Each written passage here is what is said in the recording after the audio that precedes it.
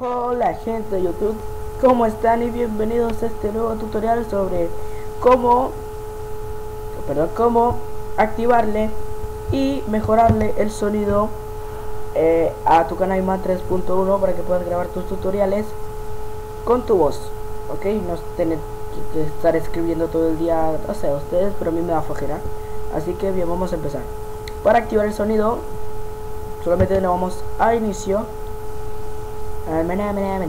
a sistema, a preferencias y a sonido. Luego aquí le vamos a grabación. A ustedes le va a salir esto así, todo abajo. Ya va, Beto, dejadme. Ok, bien. Vamos a aumentarle a la letra el tamaño. Y así he metido esto bien. A ustedes les saldrá así.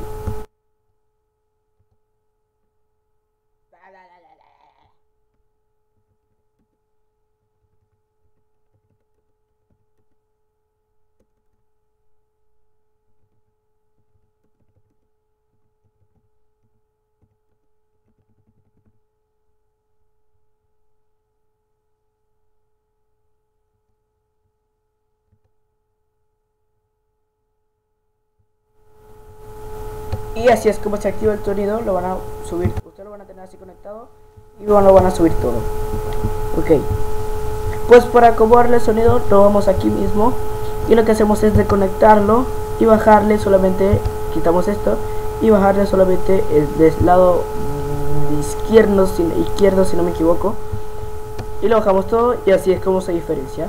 Ok, hablamos y el sonido ese se vuelve más perturbador. Y hablamos y el sonidito ese, bueno, se calla un poco. Es solamente mejorarlo un poco para que y pues bien, eso sería todo. Nos vemos hasta la próxima y adiós. Adiós.